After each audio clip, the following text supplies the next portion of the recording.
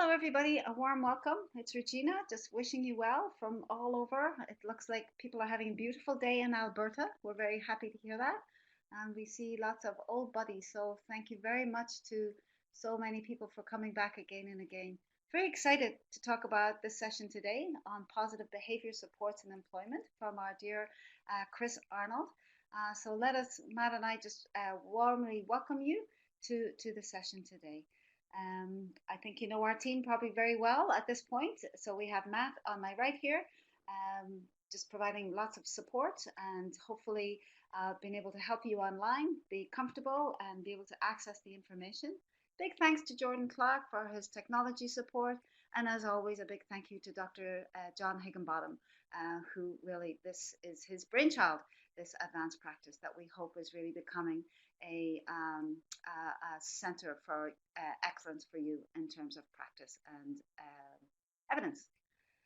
So you know that we're funded by the Ministry of Health to provide guidance and leadership in education in the mental health field and to help develop and put effective evidence-based psychosocial rehabilitation practices into place. As always, we're deeply thankful to our instructors and to you for giving us feedback and also helping us understand about your learning needs. So we're really grateful to our whole community of practice. Our mission is really to transfer evidence-based knowledge, to provide expert clinician consultation, provide training and education events, webinar resources, and supporting the Provincial Advisory Committee and the Committee of PSR Practice. So hopefully that's what we do. This series is the second and last of a series around employment. And the intention of this series is to really help people get jobs. And our work, I think, with this is to help us think about best and promising practices in the area of employment. And we're very grateful to the Ministry of Advanced Education, who offered us a $50,000 grant to develop this series. So thank you very much to them. We hope that you too find it helpful and supportive. Given our mission in terms of disseminating knowledge and research, we would just like to bring this project to you today. We don't often do this, but we understand from the researchers that they are interested in hearing from people about the voice hearing experience. So the criteria of the study are they're looking for people who are 19 years of older who hear voices, have attended at least two hearing voice groups within the last 6 months, and are able to understand English and French. So people who are willing to complete a questionnaire. On the right-hand side of the dark blue, you will see an online survey that you can that we can just link into the text box. But for anybody who is interested in taking that survey, please sign up. Or if you're want some more information about the study, please contact, probably the easiest is Michael Lee at UBC. So you'll see his contact details there, michael.lee@ubc.ca.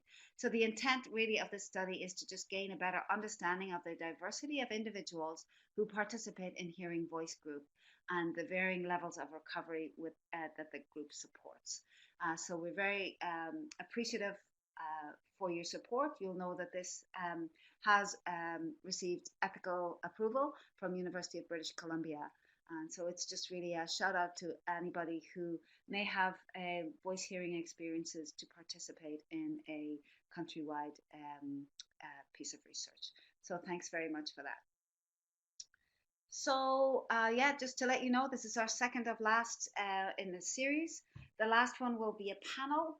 We're going to ask people to just maybe start with the core learnings from this series and to really, I hope, enliven a conversation around employment and what works, opportunity to ask lots of questions from some of the experts. And of course, you are experts in the room as well.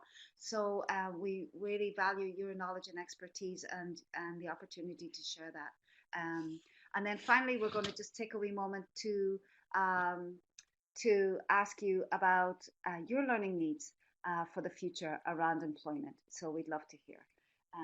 So sorry, Ronnie, you couldn't hear me. Sometimes my voice is a little bit low, so I'll speak a little bit more loudly. Anywho, so yes, it is my great pleasure, Matt and I, to introduce our dear colleague, Chris Arnold. You'll know Chris to be a behavioral therapist, an author, a teacher, a public speaker, and indeed an inspired human being. He has a MSc in psychology and is a master level trainer in nonviolent crisis intervention. He's the clinical director of the Provincial Networking Group and also a psychology professor with Northwest Community College. He's been working in the field of disabilities for over 25 years. Chris has also managed one of the most successful supported employment agencies in BC for over 18 years and is regularly asked to teach and mentor in the area of specialised employment services for people with disabilities. He recently became the first person in Canada to receive the Certified Employment Support Professional designation from USA-based accreditation body. Chris joined the Douglas College team as an instructor in the new advanced certificate program called Employment Support Specialty, and we're very, very fortunate to have him today. So with all that, we welcome Chris and we look forward to what I know is going to be a really great session. Thank you. Thank you. All right, just checking in to make sure that my mic is good and unmuted and everyone can hear me.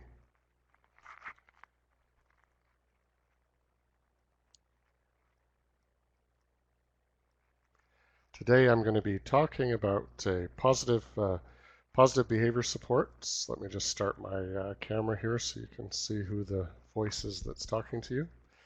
For those of you who I haven't met yet, I see lots of friends and familiar names on the list, so it's great to see all of you as well. So thank you for having me and signing on today to listen to this presentation on positive behavior supports and employment. And really, when we look at positive behavior supports, we're looking at that time when somebody has managed to get a job, but now it's an issue of keeping the job, retention. And that can be a big issue because I think there's many people out there that have some great information and are now becoming much more skilled thanks to programs like this and others around the province that are helping to promote education around specialized employment supports. So I think that we are getting better at that part. However, one of the things that we want to be able to look at is what do we do when things start to crop up afterwards? And maybe there's some issues that arise after the person has the job. How can we look at some positive behavior supports to help manage those particular issues? So looking at the starting right at the basics around understanding behavior is a good place to start, and sort of starting from that basis that behavior really is communication. Behavior equals communication, and it's a good starting point, even if it's behavior that is challenging or that we don't understand or that just doesn't seem to make any sense, doesn't even seem to be functional for the person possibly. We need to sort of go back always to that idea, that concept that people's behavior is communicating something. And so if we start from that fact, then we can identify with that next statement, which is that if behavior is communicating, then it is in fact purposeful. And so regardless of the type of behavior, it's there, it's happening for a reason. We might not understand it. Sometimes even the person themselves isn't directly aware of it, but it is serving some purpose, which is why it's occurring. The reason why that's a good starting place, especially when we think about somebody in a job, is that when there's some challenging behaviors that start to show up in the workplace, if we start with that concept that it is communication and it's purposeful, then that will engage or inspire us to actually go in and start looking at why is this behavior happening? What is it communicating? What is its purpose or its motivation? People are motivated to behave for very specific reasons. And so even though we don't necessarily know what that reason is, there's something underlying the behavior. So start looking at it from that starting point. Even though we might not always know why a person does what they do, it doesn't mean that it's just random or purposeless. So take, for example, a runner or a jogger. Some of you might be people that enjoy running. I don't happen to be in that group. I'm not a runner or a jogger, and I've often wondered to myself, why people are inspired to do that. We don't always know why, but sometimes there's a very good reason behind it, and it might just be that they're running from a dinosaur, or they're just simply trying to be physically fit.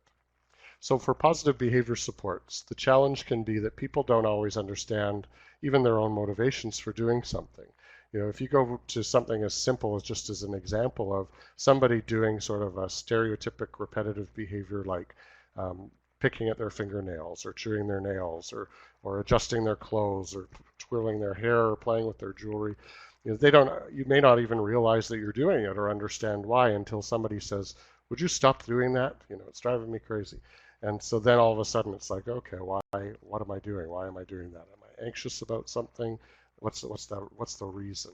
When you think about it in a work context, employers might not address behaviors right away. Sometimes they let things slide. They may be busy. They may just hope that it goes away. Employers are not always experts in behavior and in positive behavior supports.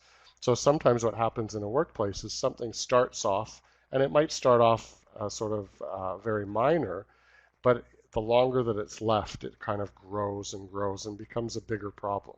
And so really intervening early is better. And employers might not address it right away. They might not treat it as communication like maybe we would with our background, but something, there's something that has to be stopped. And maybe the employer just sees it as a behavior that needs to be eliminated without really focusing on why it's happening. That's where we can come in as very helpful to help sort of understand why the behavior is happening, which will give us will arm us better to be able to help the person to address that. In many cases, jobs can be lost because of issues around behavior and not necessarily skill or ability. And I'm sure some of you have experienced that with folks that you are involved with or support, where the person could totally do the job. They had the skills, they have the ability, they're perfectly capable of doing the job. But the job ended up being put in jeopardy, or they ended up losing it, not for those reasons of skill or ability, but rather for behavior or social or communication kinds of issues. So that's what we'd like to avoid if possible. I've got some tips a bit later on some proactive or preventative things that we can do to help with that. When we think about helping somebody get to the root or the motivation of why a behavior is happening in the workplace, a good place to start is looking at some of the common motivating categories for why a person might behave the way that they're behaving. And so there's 4 very common ones, and then a 5th one that's very important, which is in the center of this illustration, which is health. That can be physical health, it can be mental health, but when you look around the outside at those other 4 examples, these are all categories that could prompt us or motivate us to behave in a certain way. So we might start acting a certain way or engaging in a certain behavior for attention reasons. In fact, a lot of times that's the go-to excuse or as far as motivation is that, oh, he's just doing it for attention. And in fact, the person may be doing it for attention. If we suspect that somebody is engaging in a behavior that is motivated by attention, then we don't just write it off at that. We have to then dig a little bit deeper and ask ourselves, so why are they having to engage in this particular behavior in order to meet that need for attention? Is there another way that they could behave or something else that they could do that could also get them attention, that might be more positive or less disruptive in the workplace?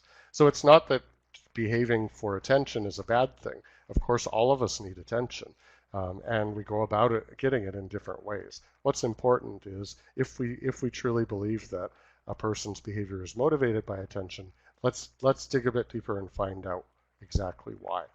But it might not be for attention at all. In fact, there's many cases that I become involved with as a behavior consultant where you go into a situation and there's sort of the assumption that a person is just behaving some way to get attention.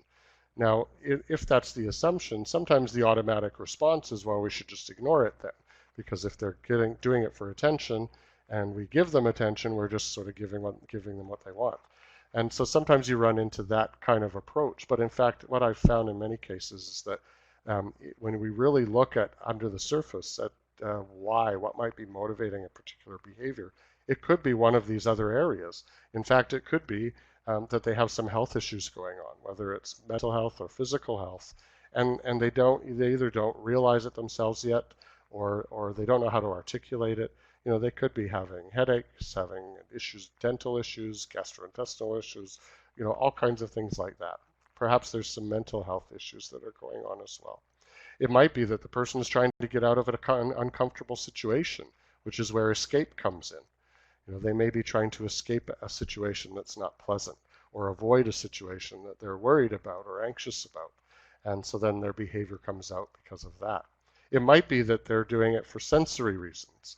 Perhaps the motivation for the behavior is that they're trying to either increase or decrease the sensory input around them. So for example, if they're in an environment that's very noisy, very busy, very bright, they might start to behave a certain way in order to try to minimize or reduce that. And so you might see somebody starting to engage in a repetitive behavior or doing things in order to sort of tune things out or quiet things down. It could be the opposite. It could be that they're trying to jazz things up. They're trying to increase the sensory input around them.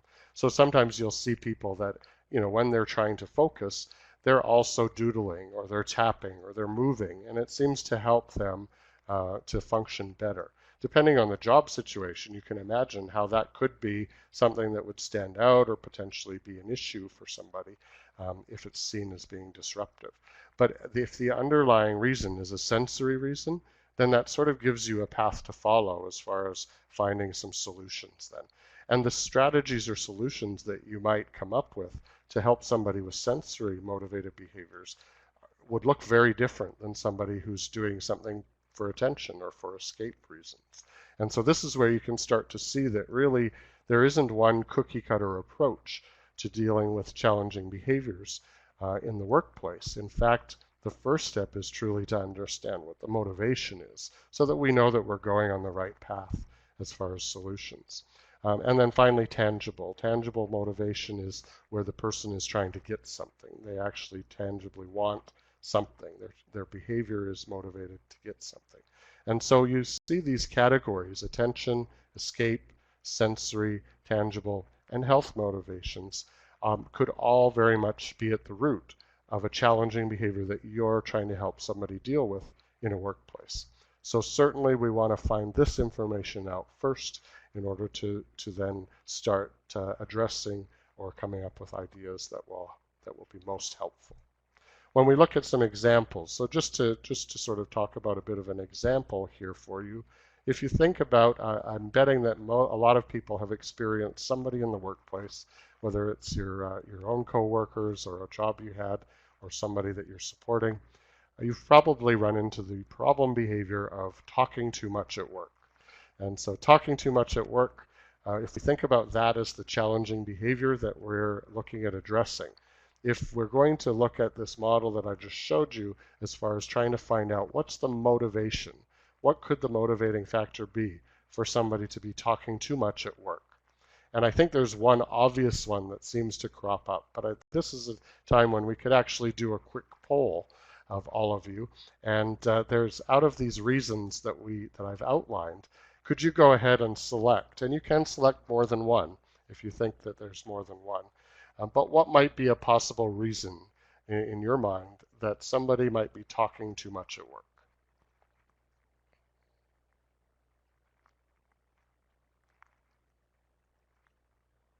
So as the votes come in, you can start to see.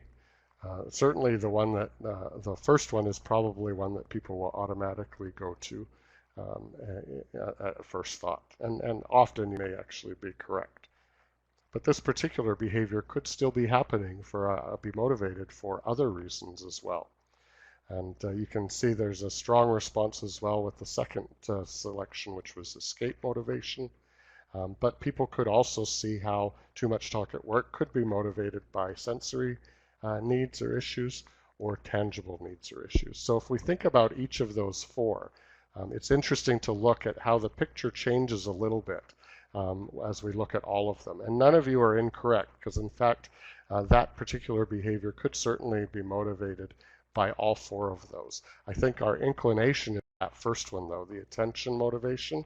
And in fact, we need to stay open to the fact that it might actually be one of those other ones. And so it might, thinking about attention, if a person's talking too much naturally, they might be doing it because when they talk, they're getting attention from coworkers or customers or other people. But also we had a number of you suggest that talking too much could be actually an issue of escape. And so when we think about escape, it brings me back to elementary math class and trying to get out of something or get out of class or avoid something, then certainly that could be escape motivated. If we're talking too much and it allows us to distract or get away from the task at hand, then that could be seen as an escape motivation. Certainly sensory, having conversations or talking to or with people is a sensory activity. And so perhaps they're trying to increase that sensory need by talking too much. And so other people will have different levels of sensory need in that department, and some people are not going to be as interested in hearing somebody talk that much. Tangible needs, they might be trying to get the attention or focus of a particular person. And so that might become then a tangible need. And certainly health, thanks Liz, certainly health could be added to the list, and it could be motivated for health reasons. And so maybe the talking, it's a nervous chatter because they're uncomfortable, they're physically not feeling well and they can't quite pinpoint it. That might be one area where too much talk could actually be a signal that there's something going on for them health-wise. So certainly you can imagine that with each one of those, your response or a solution or a functional alternative that you might come up with could look very different depending on if they're talking too much because they want attention or they're talking too much to get out of a situation. Those approaches are very different, which just reinforces why it's really important for us to not just go storming into a job that's in jeopardy or crisis and putting in that sort of automatic assumption approach. We need to really take that step of trying to find out what's actually motivating it. There's a really useful tool that I use regularly in my behavioral support and consultation work. It's called the Motivational Assessment Scale, and it was developed by a fellow named Mark Durand. And it's a really handy tool. There's a number of different versions, sort of just a quick practical 16-question version. There's also a more elaborate testing version. And there's actually a great link which is provided, and it's also in the file section, I believe, of the web page here, where you can actually find a link for a 7-day free trial to some software, and you can test out this questionnaire. What it essentially does is it's a fantastic tool where you put in a specific behavior, and then whoever is rating this would be somebody familiar with this behavior. You basically answer on a scale from 0 to 6. I think 0 being never and 6 being always. You answer a series of questions, which then produces a score in one of 4 areas, which are those main ones that we talked about. It doesn't address the health issues, but it talks about attention, escape, sensory, and tangible. And it'll actually give you a numbered score for each of those areas based on your answers.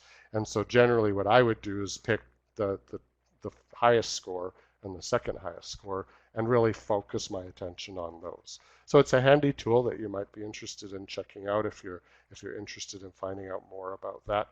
That link will take you right to the publisher where you can download the free trial or look at all of the other options that are available as well. So I'd encourage you to check that out.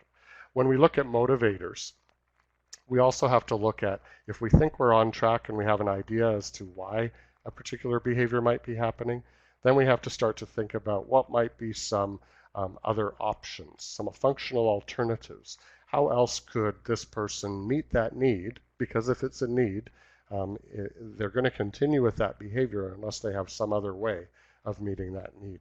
And so how else could they find a functional alternative to meet the need that would not be as challenging or disruptive in the workplace? And that's where we're going to come in, hopefully, as helpful with that by identifying, now that we know that this is the suspected motivation, let's talk about and brainstorm some other options. So for example, if you're looking at going back to that example of talking too much in the workplace, if we deem or decide or figure out that our theory is that they're motivated by attention, they're really looking for attention. So you might have a new employee who doesn't have a large social network or support network outside of work. Many of us, we expand our own networks through the colleagues and friendships that we make at work. And so this might be the case for this person. Perhaps they live alone, they might be isolated. There could be all kinds of things going on where they really are looking for attention through their conversations. And unfortunately, that's now starting to present a problem in the workplace. So looking at alternatives, are there other ways that that person could get attention within the workplace? Is there a better schedule or system? Could we figure out another way that they can feel like they're getting that communication, but maybe it's at a different time or it's done in a different way so that it's not quite as challenging in their current job? Any of those options that we come up with, we always have to think about these three things. We have to make sure that any possible alternatives are realistic, practical, and effective. I mean, they ultimately have to work, don't they, if the person is going to be continue to use them. So when we think about being realistic, is it likely that this could be a skill that this person could be taught? And also, is it likely that other coworkers or their supervisor, their natural supports in the workplace, would be able to use this tool or this alternative as well? Is it practical? Can it be easily used wherever the person is? If it's an actual tool or an accommodation, we need to make sure that it's something that's going to be usable for that person. And is it effective? Because of course, if it's not as easy or effective to use as the challenging behavior that they were using before, there's no real reason for them to sort of change or alter that behavior in any way. A couple of the things that we can do when we think that we have come up with some ideas for practical or functional alternatives for the person is they may fall into a couple of categories. There might be some environmental changes that we could make. Maybe it's just that there's something going on in the environment that is sort of triggering or promoting this behavior to come out. And so looking at things, that example of the person talking too much, I remember this very, very exact issue happening with a person that we were supporting in a workplace. They were starting to have some issues with talking too much. And so when we simply went into the workplace and just observed, looked at the environment where they were working, what we noticed is that they were their actual work place where they were positioned in the business was in a very busy spot. It was like in a thoroughfare where there were coworkers and other people walking constantly back and forth and back and forth. And so the environment, it ended up that the person was having lots of distractions of their coworkers coming back and forth all the time. And so they kind of felt like each time that they should say something or have some conversation with them, or they thought they were coming to talk to them or whatever the reason was. We thought maybe we could test out just some simple environmental changes by just adjusting the location of where the employee is and maybe moving it to a place where there isn't quite as much regular traffic and see if that helps to cut down on that issue of talking too much at work. In fact, in that particular case, it did. It helped quite significantly. And so it was more that opportunity of, oh, there's so-and-so, I should have a chat with him or have a conversation. When that wasn't constantly presenting itself, that behavior of talking too much decreased quite significantly. So in some cases, really, it seems simple. It's not always as simple as that, but it's as simple as looking for opportunities to just adjust the environment where they are. And that you could see an improvement, a decrease in the behaviors that were of concern. You might also need an accommodation. And so an accommodation is a bit different where you might actually need to find a different way, a different tool, something that will help the person to be able to manage whatever that behavior is. So another example of talking too much, we had a young lady that we were supporting, and she was spending a lot of time talking with her coworkers and with customers. She was in a retail kind of situation. And so sometimes the talking would venture down a path that, maybe it wasn't exactly the right topics, given the relationship that she had with the people she was talking to. So we actually started to work with her on appropriate sort of workplace topics of conversation. And so we started talking about, because initially people, her coworkers or her supervisor would tell her, well, you really shouldn't talk about that with a customer, and so she'd say, okay. And then another thing would come up, and it's like, well, you really shouldn't talk about that. It turned out there were too long of a list of things that you maybe shouldn't talk about with customers. It's easier to make the shorter list of, here's 3 things, conversation starters, or topics that are great topics that you could have a conversation with a customer about. And so instead we focused on that, the positive part. And it was easier. It wasn't quite as an exhaustive of a list. And so we focused on that. And let's just start with these. These are things that are okay to talk to, have conversations with your customers about. We actually made a card, almost like a cheat sheet for her, that she kept on her. And it just had these 3 bulleted points. And it was like her talking card. And so if she started to venture down the path of topics that weren't on that card, her coworkers or her natural supports could just remind her about that talking card, and it seemed to be a tool that helped her a fair amount. So just that actual card becomes an accommodation for her in the workplace. And so you can probably think of many different examples that would fit into either environmental changes or workplace accommodations for somebody that could help them with that. Environmental changes, so I talked about workspace or location changes. It could be that there's sensory issues. I always remember I had an employee in our office, and when she was pregnant and still working, the fluorescent lights that were overhead in her workspace gave her terrible headaches. And it wasn't an issue before she was pregnant, but all of a sudden, now for whatever sensory reason, those fluorescent lights were really becoming a distraction. And so when we identified that, we did some research and trial and error to figure out what it was. And when we identified that, unfortunately, her office didn't have a window for natural light. And so we brought in just an incandescent desk lamp. And she found that she could turn off the fluorescent light overhead and just use the desk lamp. And that really helped. So that's kind of both an environmental and a workplace accommodation in that case. After she came back from mat leave, interestingly enough, that issue was no longer a big one for her, so she could go back to using the regular lights. So it might be a workspace or a location change. It might be something to do with the lighting, the noise level, proximity to other coworkers, proximity to customers, all of those things, visual distractions. So sometimes just going in and sort of walking in their shoes and just really finding out, is there something we could do that would help with this particular challenging behavior?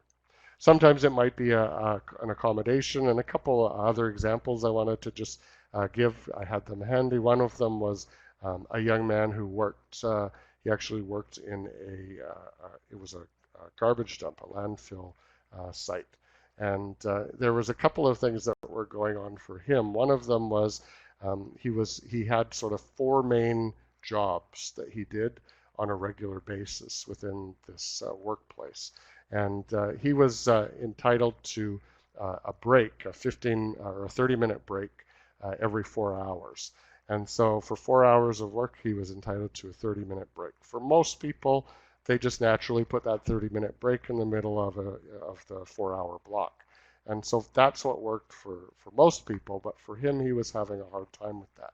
And so we found that transitions, moving from one job to the next job, were difficult, but we also found that he needed more frequent breaks.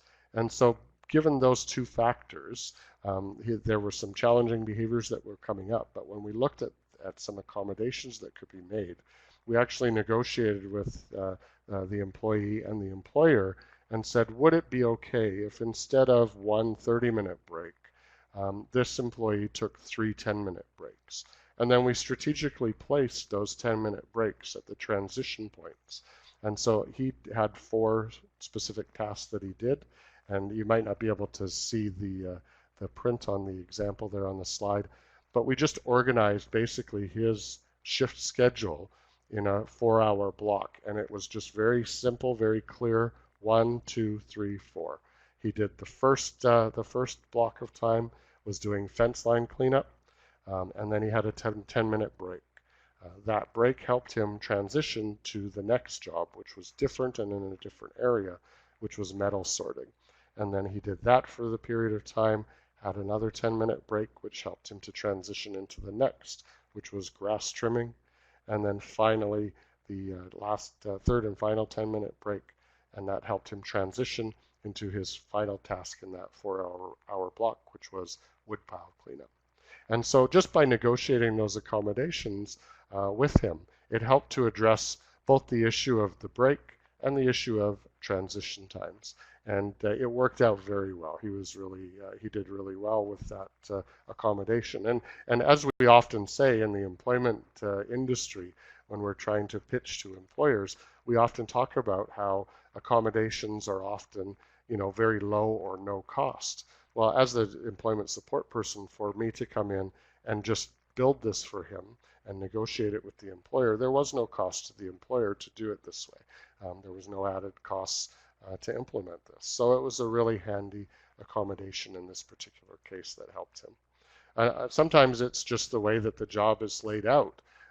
And sometimes different ways of training or giving instruction or understanding your jobs can be an area where you can make an accommodation. So another example was a young man who had a job where he was making very good money operating the score clock, the time clock at a hockey arena. And so his job was to sit in there and operate that clock, which kept track of both penalties and goals. And so he was a big hockey fan. There were lots of aspects of the job that were perfect for him. But when we got there, the written procedure instruction manual for operating this clock looked like an encyclopedia page that was in like an 8 font size. And so very tiny print, lots of words, no pictures, just line after line after line of text. And it was really overwhelming to try to read through that and then interpret that text into the actual clock and the buttons on the clock and how to do this. In fact, it was actually a legal size sheet of paper that had like 4 columns of text, very small size and all just extremely wordy. And we could take that whole page and boil it down into the image that you see on the screen, because essentially we just took that and turned it into a visual training tool as far as how to operate the score clock. So basically we got rid of that whole legal size page of encyclopedia type instructions, and we turned it into this picture that you see. So it was very simply, in many cases when you're trying to teach something new, you would use left to right sequencing. It's a good way for our brain to work, or you could use top to bottom sequencing. In this case, we chose top to bottom, and so you'll see from that diagram, if he had to enter a penalty into the score clock, he would just push the set button, and the box, the image where it says set on the screen there, that's actually what the key on the score clock looked like. So it actually worked. And in fact, so that if you look at that image, that's what the button looks like. So you would see it. You look on the instruction sheet, it looks just like that when you find it on the score clock. So it really helped. It made it super clear, super visual. So if you ever need to operate, I can't remember the make and model, but this particular type of score clock, all you need to do for a penalty is you hit the set button, and then you have to tell the clock whether it was a home penalty or a guest penalty. And again, that was exactly what the button looked like. It said home, PNLTY.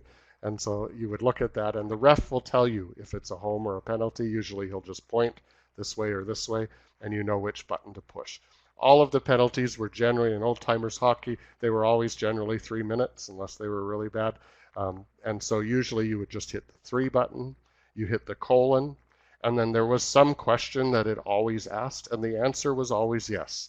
And so we just put in yes. So always answer yes. And then the last 2 buttons, it's the first number on the back of the penalty person's jersey and the second number. So if the person who had the penalty is number 13, you'd enter in 1 and then 3. And automatically the penalty is registered and the clock starts ticking down. If they got a goal, it's even easier. It's 2 simple steps. You just say if it was the home score or the guest score. You'll either know that or the ref will tell you. If you get it wrong, all the players will tell you very quickly, and then you hit 1.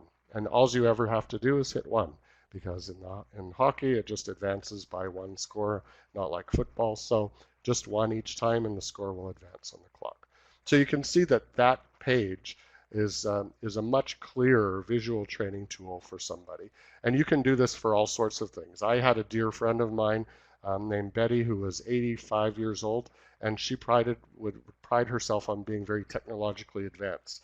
She lived in a seniors complex, and she liked to be she actually said the old biddy that had all the newest technology. So she wanted a DVD player, but she could never for the life of her remember, with 3 remote controls, how to get the DVD player to work. And so I went over and showed her, and I thought she would remember it, but of course it was a week or 2 past before she actually used it again, and by then she'd forgotten.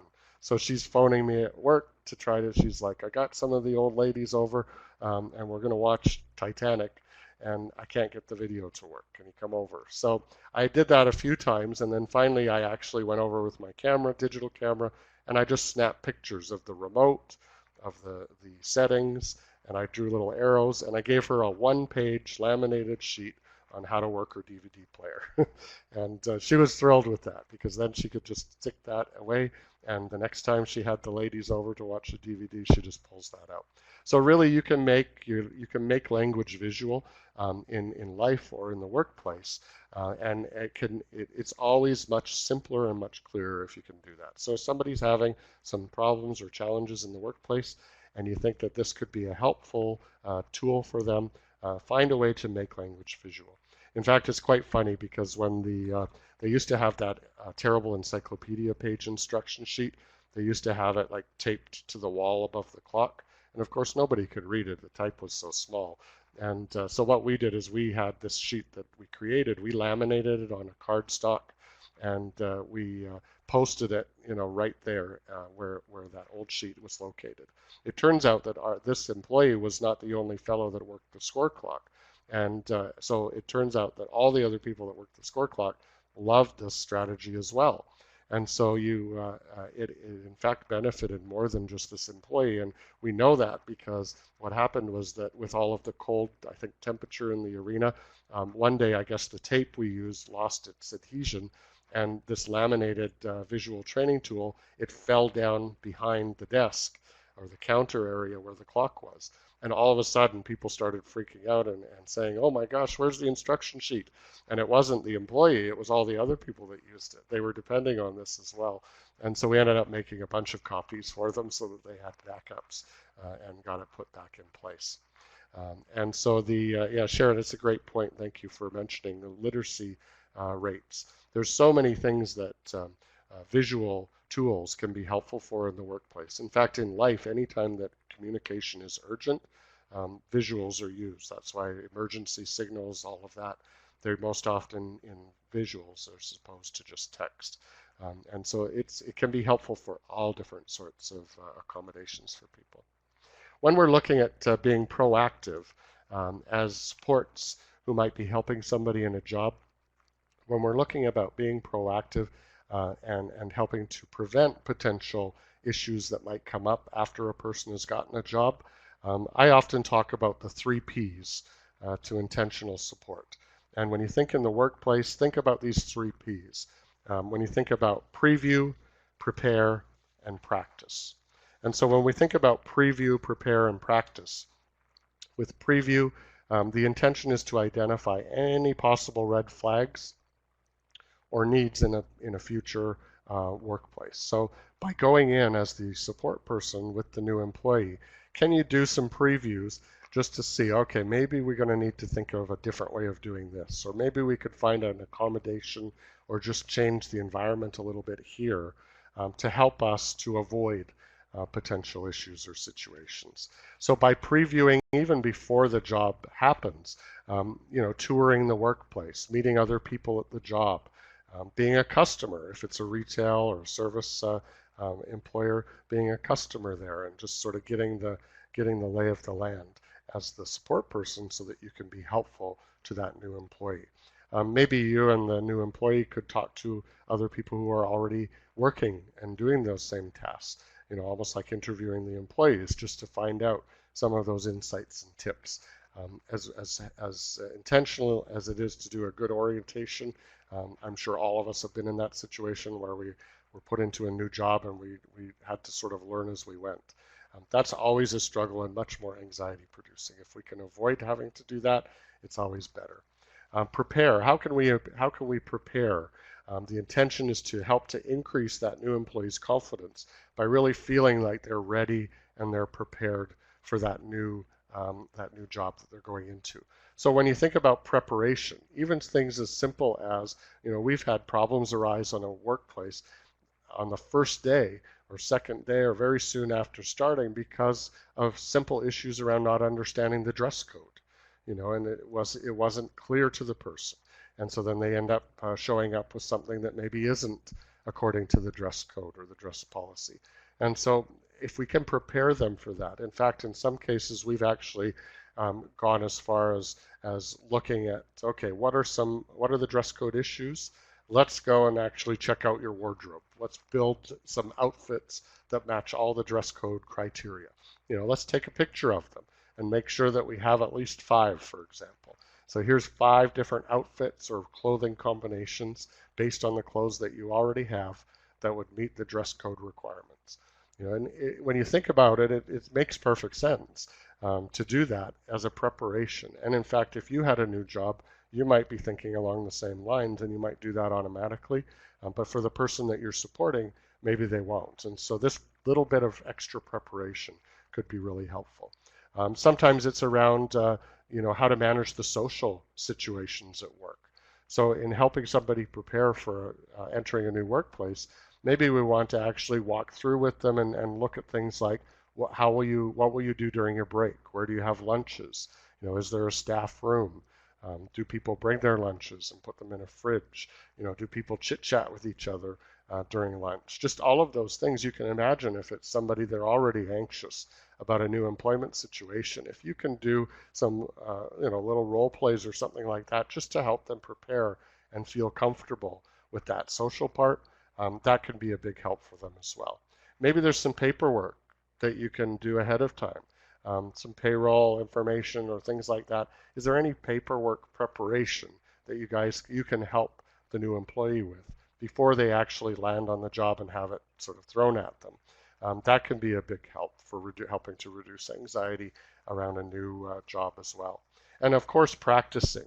Practice makes perfect, and if you can find some ways where the person can actually practice ahead of time, some of the job tasks or things like that as the employment support person, can you set that up so that they can actually do some trial runs before the pressure is on to actually perform for real in the job? That can really go a long way to helping alleviate some anxiety. So having a practice period or a time where you can go in and just try out the actual tasks, but not in the real-time sort of paid environment where they're on the job and now having to perform. So the 3 P's of intentional support, if you think about some of the things you can do in those areas, you can actually help to be proactive and avoid some of the other situations. So now looking at the top 5, I was trying to think of a top 5 list based on our experiences because we've worked with many people through employment over the 18 to 20 years. And there were definitely some common things that we saw come up as behaviors that might arise after the person is employed. And when I had to think about it, this is kind of the top 5 list that I came up with. And so it'll be interesting to see how many of you have experienced some of these same top 5 challenging work behaviors. And we actually have a poll, I believe, about which of these top 5 behaviors would apply to folks that you have supported in a workplace. And so maybe we can go ahead and just get some feedback from you on those top 5 social or issues at work. So we have 5. The first one is social boundaries. So that's sort of understanding those social complexities. Things like personal space, how close to talk, how much to talk, touching, just all those kinds of things. The understanding limits, just to kind of illustrate that one, understanding limits might be where, like talking too much as opposed to an appropriate amount. But also things like, I'll tell you a story about the in a restaurant environment where the employees might be able to have free pop or beverages, and understanding how do you put a limit on that. Not asking for help could be a common workplace problem. And it might be because they're anxious about asking for help, or it's that person that just thinks that they know everything and don't need any help. Employer versus employee issues, and that could come into things like, they have a schedule conflict. And so with their schedule, is that an employer issue or an employee issue? If it's something in their personal life, like they've got bowling night, that might not be an employer issue, but the person may have a hard time understanding that. And environmental changes. A lot of people can experience some real challenges when something significant changes in their environment. And it may be at home as opposed to work. It might be that there's a change in who's living in their house. It might be a change in where they live. It might be a death of a close friend or family member. It might be, there could be all kinds of different changes that happen. If it's in the workplace, it might be a change around coworkers or managers, or things like that happen. And then all of a sudden, there's some challenging behaviors that come up as a result of that. So looking at this, it's great for me to see your poll results and seeing that, every one of those 5 people have some experience with for sure. And a number of you have experience with more than one from the looks of it. So that's great. I'm going to talk a little bit more about each of these 5 and maybe give you some strategy insights into some of the things that we've experienced with these. So starting with that first one, social boundaries. Dealing with the social issues or dynamics in a workplace is very complicated because it really is a gray area. Those social rules are often quite abstract. They're not as clear and concrete, and you don't always get them addressed in the policy manual or during your orientation. And so this is often an area where people can get into trouble. And so those boundaries might be around, like I mentioned, around communication, where there's too much, where they're having communication or talking about things that maybe they shouldn't be talking about at work. And the topics may just be too personal, where they're talking about things that people don't want to hear about or talk about at work. So understanding, being able to generalize or understand or discriminate about what's okay to talk about in one place but not in the other, who is it okay to talk to with about that, and who is it not okay to talk to about that with, that can get very complicated. And so that's something that usually during your discovery, when you're learning about this person and just helping them on that journey to become employed, you're going to see hints of these issues if there are issues with this. And hopefully you can start to put in some accommodations or tools or engineer the environment to help with that. But you may actually have to do some actual training around acquiring some skills in knowing what those social boundaries are. If they don't have that already, that might be something that we actually need to teach them or find somebody to teach them. Sometimes it's around personal space. And I always like talking about the close talker, because everybody seems to have had experience with the close talker. That's that person where in order to talk to you, it seems that they have to be right here. Even though talking over here would be just fine, that proximity it's an important area for people. All of us have that circle, that bubble, that's our sort of comfort level. And when somebody steps into it, even if it's somebody we're comfortable with, that personal space becomes a huge issue, and it can really create a lot of anxiety for people. Sometimes it might be that the employee just doesn't realize that they're invading the person's space. Maybe they're not reading the body signals. A lot of times the reaction that a person will do when you step into their space is not a verbal instruction or reaction, like, excuse me, could you step back? You're in my space. Probably more likely what's going to happen is they're going to start to pull back, or their eyes are going to get bigger, or they're going to be like trying to avoid you. Those subtle body language cues that we get, that we're getting too close to somebody, if the employee doesn't know how to read those, or doesn't understand them, or doesn't interpret them correctly, they may get themselves into trouble and not even realize it. So we might need to actually talk to them about personal space. We might need to make it concrete, give them something to understand what personal space is. I often use an arm, the arm's distance. So that arm's distance is personal space. So if you're within this space, you should be okay. It's not a perfect rule because sometimes people's space requirements are actually larger than that. But you can see that there might be some training or some strategies that we can do ahead of time even when we're helping to prepare somebody for that, starting that new job. Maybe greetings or familiarity. If you've ever run into that issue, it's certainly happened with us a number of times where a new employee is doing well, they have the skills, they can do the job, but they're getting into trouble with how they greet their coworkers maybe. And so one example we had with somebody that liked to high five. And so he went into the workplace and now he's got all these new people to high five. And so his support person thought they would change it, and change it to that fist bump. And so that just changed it to a different problem, unfortunately. So we actually had to talk to him about, how do you manage social greetings in a work environment? He felt a need or a desire to have that high five or the fist bump or the handshake every time he saw a coworker. So as opposed to just the first time at the start of shift when he saw somebody. And so just talking about some of those different dynamics, it gets very complicated. And we don't always think of those kinds of social boundary issues as the typical job skills that we're looking at teaching people on a new job. Familiarity, being too friendly with a colleague or a coworker. There are boundaries. You don't always want to be Facebook friends with all of your coworkers. In fact, sometimes people don't want to be Facebook friends with their coworkers.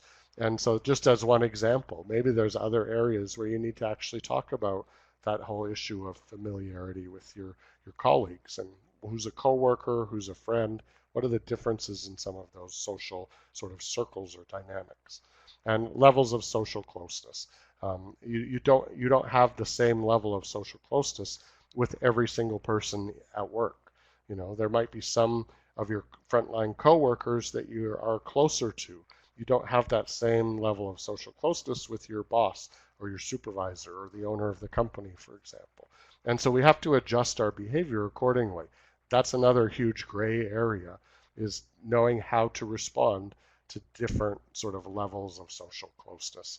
So all of these areas, if you're finding that you're supporting somebody who's running into some trouble at work around social boundary issues, start looking at some of these areas as, could there be a skills deficit where we need to actually start working with them, or could we find an accommodation or something that might help them understand how to navigate these social boundaries a little more successfully.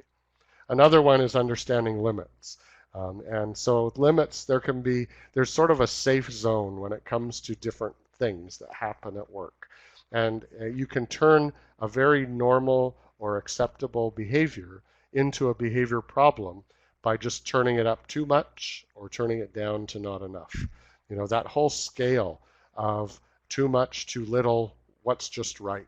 And so when you think about it in a few examples, I'll give you a few examples, is things like that free food and beverage. One of my favorite stories was a lesson that we learned was that we got a call from a restaurant who had hired a new employee, and the lady was doing a great job. She knew how to do the tasks. She was fantastic at performing them, but they called because she was disappearing all the time, and they didn't know what was happening. She was just disappearing from her workspace, and it was happening a lot, and it was happening for good periods of time. So automatically the assumption is that she's just deking out of work. She's hiding. She's trying to avoid work. That was the first assumption from the employer, was that it was just a discipline issue and they needed to deal with it. They tried a few things and it didn't seem to be working, and so they called us in as the employment support person. And so we went in and we started to look at the environment, look at what's going on, try to figure out the motivation. And through observing the person at work, we started to realize that there was a very specific thing happening here. And what it was is that the employees were allowed free unlimited fountain pop while they were on the job. They didn't have to pay for the pop. And so that's a great perk. That's a nice perk on the job. However, you probably already know where this story is going. This particular employee was absolutely thrilled with the idea of free fountain pop, and she thought this was the best thing ever. And so she didn't know how to put in sort of a certain limit, and she got this sort of the largest cup available in the restaurant, and she filled that thing up and took full advantage of her employee benefit of free soda pop. And so you know then what happens next. She was drinking copious amounts of free soda pop during the shift, and she had to go to the bathroom a lot more. So in fact, it turns out that she was disappearing because she had to keep running to the bathroom because of this problem with understanding a limit around this free employee perk. And so that was very easily solved. Instead of using discipline with her, it was simply a fact of working with her to put some limits on the amount of pop that she was drinking during the day, or during the shift, even though it was free and she could very well drink as much as she wanted. Once we actually gave her something she could understand and work with concretely, we just got her own cup, her own beverage holder, and it was like a certain number of ounces. And then we just talked to her about how many of those would be sort of reasonable to have during a shift so that she didn't have to keep leaving the job. But if you think about other types of limit issues that might come up on the workplace, days off work. So what about sick days? All of a sudden having way too many sick days. What about putting in way too many requests for vacation days or time off without pay or things like that? If it starts to become too much, this now turns into a behavior problem on the job. And so how can you sort of see that? We worked with one person who was working only part-time, and he was having a hard time understanding his full-time colleagues seemed to be taking off a lot more days off of work, and he thought that he should have the same number of days, but he didn't understand the difference between full-time and part-time and how it was based on the number of hours worked. So we actually just had to put that in a visual form for him. So we actually made a chart that showed how many vacation days, sick days, days off without pay that he would be entitled to as a part-time employee. And it was almost like a tracking system for him then. He could record as he went along when he had a sick day, and then he knew how many he had left. So simply by giving him the tool, it actually eliminated that challenging behavior for the employer. Things like cell phones is another good one. This is a big issue. People are so reliant on their cell phones and so attached to their cell phones and social media and all those sorts of things, that how do you deal with that in the workplace? Employers are having to scramble and come up with policies and procedures around cell phone use for many different reasons. But it's difficult. It's a challenge. When I worked in a situation where I was employing a lot of younger people, teenagers, for a particular business, and they were great in many ways. But I tell you, the cell phone issues were huge, and so we actually had to. At first, we started saying, well, you should have your cell phone ringers turned off and only check them at breaks. That just didn't work. If they had the red blinky light or the vibrate, it was almost like when it went off, they just couldn't help but checking it. So we had to get even more strict and go to just cell phones off or away during work. But being able to manage that for a new employee and understand, all those complexities, it can be difficult. And so are there any skills deficit areas where we could do some training? Are there any environmental changes that we could make? And are there any workplace accommodations that might be able to be helpful in that situation? Another one is not asking for help. And depending on what the underlying reason is or the context, you might handle this one a few different ways. It might be that they just don't know who to ask. It might be that they're terribly shy or nervous, and they're nervous about asking and looking dumb or asking a dumb question. And so that you would handle those very differently than if it's just the sort of classic know-it-all, who's somebody who just doesn't want to be told or doesn't want to ask because they feel like they know the job inside and out, and maybe they in fact don't. It might be that, so if you think about the reason, again, getting to the motivation, if it's that they're shy or nervous, we can help with that by helping to facilitate or break the ice, helping them establish a connection with a go-to person to ask questions to. Also understanding that sometimes in a large workplace, there's very clear different lines of communication. So if it's a payroll question, you go to a certain person to ask that to. If it's a question about scheduling, it might be a different person. Or if it's a question about product or about a specific work task, you would ask somebody different. So navigating that kind of complex system can be really stressful and difficult. So in some cases, we've actually made a tool for the new employee where we actually took pictures, mugshots of the different people in the different departments that would be your go-to person for certain questions. And it was just a one-page thing that had their pictures, and they were all smiling and happy in the picture. We made sure of that so that they looked not intimidating and open and friendly to answer questions.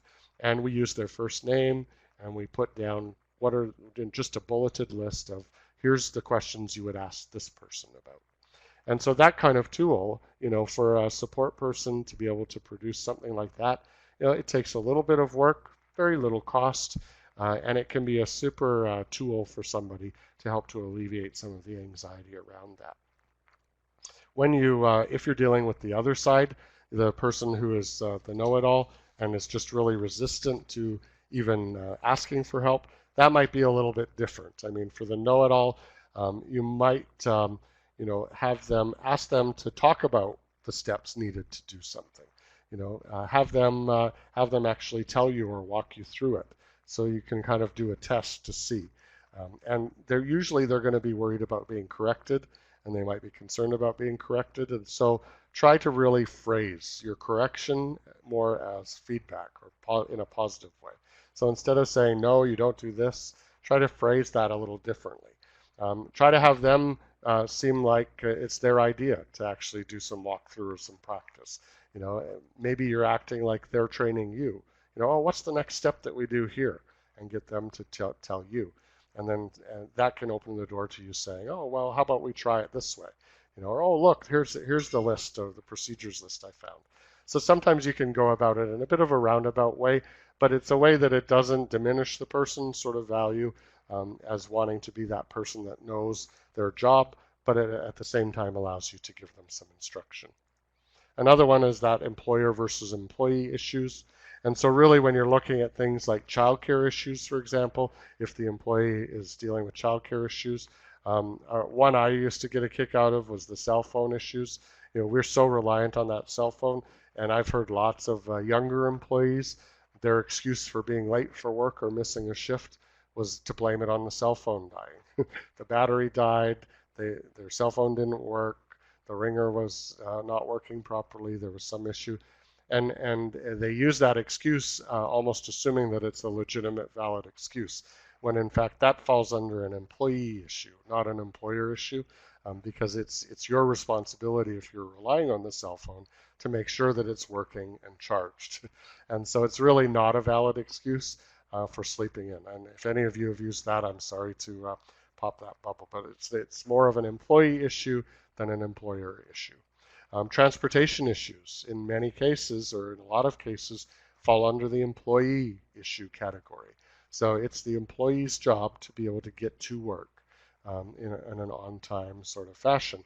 And if the bus route is changed or the SkyTrain isn't running or whatever it happens to be, that it's unfortunate, but it needs to be planned for. And so if their transportation issues are coming up a lot, maybe we need to just focus in on that and look at some alternate strategies for how that new employee can deal with those transportation issues or eliminate them or have a backup plan if they do happen. There may be cases where the person is really reliant on, for example, public transportation, and it's not always reliable. And so you may in fact need to negotiate with the employer and just say, okay, look, can we have some leeway, in certain situations and for transportation issues. The excuse that I've actually heard, I think you could write a book on workplace employee issues or excuses that come up. But if the person has bowling on Thursday night, so they can't work, or some other schedule conflict, it doesn't have to be bowling. Sometimes people don't understand that you as an employee, you need to be able to accommodate the employer work schedule, and it's not always going to go the other way. Some employers are great and they'll be very accommodating, but there will be times where they may not be able to be. Boyfriend or girlfriend troubles or relationship issues in general, that falls under the employee category, not the employer. So those are not the problem or the concern of the employer, and if they start to become the problem of the employer, then that's going to create challenges at the workplace. Being hungover or up too late gaming or online, that's certainly one that we started seeing as a huge one that's cropped up. I bet some of you have as well. With younger folks who are really into gaming or online social media, that kind of stuff, and it's literally impacting their sleep. And if it impacts their sleep, it's going to be impacting their performance on the job. And so, in fact, you might find that the underlying motivation for workplace behavior is that they're exhausted or tired or sleep deprived. And you actually have to back it up then and say, okay, how can we help them with their issues around sleep? That's not the employer's issue. And so is there something that we can do to help them be able to manage that and get a reasonable amount of sleep so that it doesn't affect their workplace? When we look at environmental changes, as I mentioned, there's so many things that can happen, and certainly these happen for all of us in the job. If there's a key person in your life that's going through problems or issues or is ill or is absent, it always affects people, and so we need to be prepared for that. If we know that something's coming up and we can actually help the new employee with a plan for when they're going to have to deal with a parent or a spouse or somebody being away or being sick, we may need to be proactive about that if we can. Seasonal changes. We've actually had a number of cases where the change in seasons really affects people. And in fact, for some people, it was as simple as going to their house and looking at, the kinds of things on their window, the window covering. Up here, I'm in the northwest corner of the province, and a lot of people don't believe when I tell them that in July, the sun goes down at 11, but it doesn't get dark until about 1 a.m. And then it gets light again at 4. And so we only really have a few hours of darkness, and that can really impact on your sleep hygiene, and your ability to have a good sleep. So sometimes we might naturally make accommodations, and at that time of year, put up the blackout blinds, things like that. But is that new employee going to be able to make that connection and take those steps? So maybe we can help them with some of those kinds of dealing with some of those kinds of environmental changes. Changes to routes or routines. Again, transit changes. I know a few workplaces where there was a big crisis when they changed the way they did their time clock.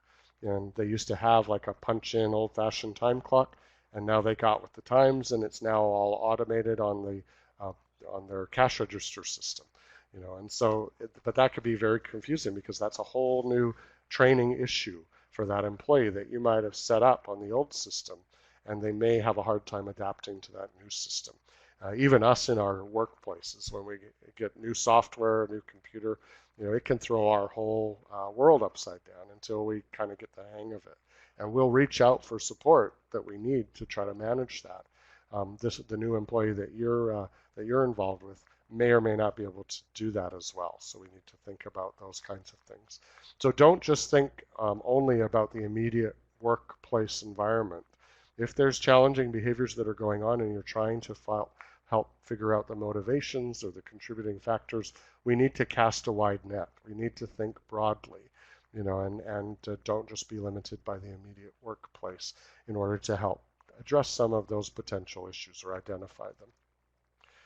So thinking about some of those things, the one question that I always like to leave with people, and you can feel free to type in some answers if something pops into your head, but I'm always curious about thinking about one thing that I'm thinking about more now as a result of this webinar or this training is.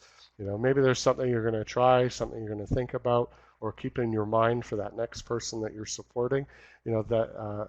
That's always interesting to me. So if you have any of those and you want to write them down, also we have a bit of time if there's some questions that people have. I'll try my best to answer if there's anything I went through too quickly or you had some more questions about.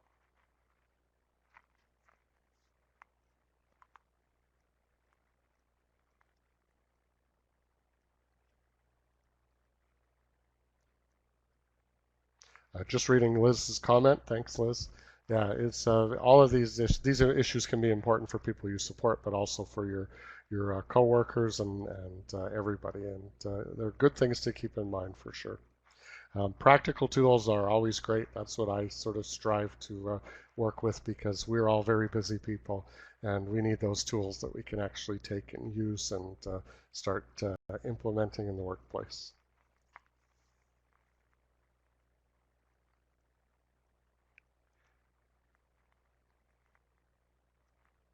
Any other questions, comments?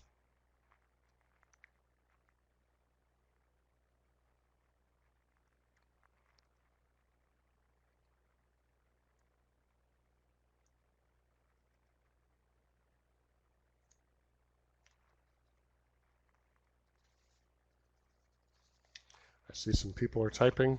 I'll just wait for them to pop up on the screen.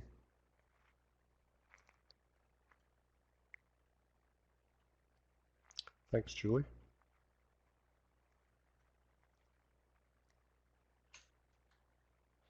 The 3 Ps of intentional support. Yeah, it's great. Prevention is always good. Preparation is fantastic. If you can find any ways to preview, prepare, or practice, you can generate some great activities, some great homework ideas for people who are in that still work search stage, for sure.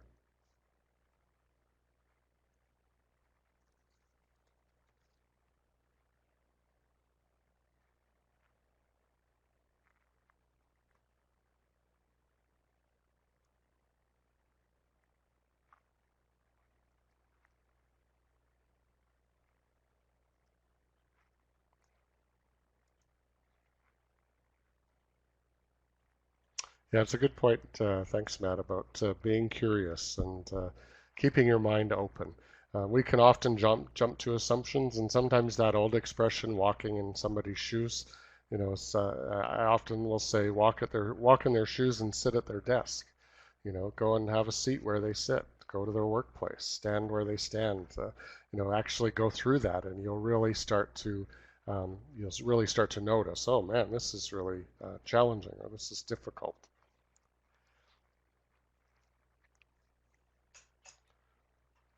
Yeah, thanks, Adrienne. The motivation matrix, it's so helpful when you start to actually look at which category of motivation do you think applies.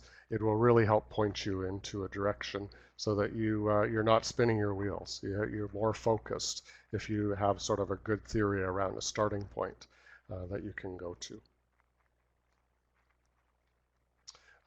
Accommodations and fading. Yeah, fading is actually very important. Some accommodations you'll be able to put them in place and they can just stay there forever. So like the score clock visual, that's probably never going to change. It'll be there until they get a new score clock. But there are some accommodations where maybe you would look at fading them out. And so perhaps you start off with an accommodation, and then gradually over time, as the person starts to become comfortable or starts to really learn, get the skills down or understand the social dynamics, maybe that accommodation will no longer be needed. And so how to transition that, how to fade that, can be complicated. Like it's worth some attention, because if you fade it out too quickly, then you could be right back at the same starting point. But if you stretch it out too long, then it actually becomes difficult to sort of eliminate it eventually. So there's a bit of a balance there, but certainly when you're starting to build that accommodation, that would be a great question to ask before you even implement it. Is this something that can stay in place without any issues, or will we need to be looking at how we're going to fade this out over time? Well, Chris, I just want to say a big thank you. That was really an amazing session, and an amazing session because I think you took some very practical glimpses into how to really support people stay in employment. So really, thank you. I noticed that Carmen adds, "Thanks, Chris. Great session, and thinking how I can apply this to building healthy relationships with others. Very positive and inspiring," from Susan. Awesome. Yeah, so thank you for those comments. Just to wrap us up a little bit, but before I move off on that, I had this vision of sitting on the couch, Chris, when I'm this age, maybe not even a little older, and just badly in need of some sort of visual support to help me understand the many clickers in our home. So thank you All for right. that visual sort of, yes, it really got me I excited. can help out with that. You just let me know. We'll make it. And thanks, Adrian, for your comment as well. Um, just in preparation for next session, we will send out a email, but we would like to help you maybe just pause and think about some questions that you may have for the experts. So we're going to ask you to think about that. We will send you an email and ask you to send us some questions that will give us a little bit of time to do some preparation. Please keep tuned for our summer series. So we got some ideas on the back burner, and we're going to just make sure that we have commitment from our collaborators on that before we formally announce them. But please keep an eye out for those. Certainly by June, please expect at least 2 sessions. We also hope that we will see you in Thunder Bay for the upcoming Psychosocial Rehabilitation Conference. You'll know that that is June 20th to 22. So hopefully we will see you there as well. So on that note, we'll say cherry bye. We'll wish you well, and we'll see you again in 2 weeks.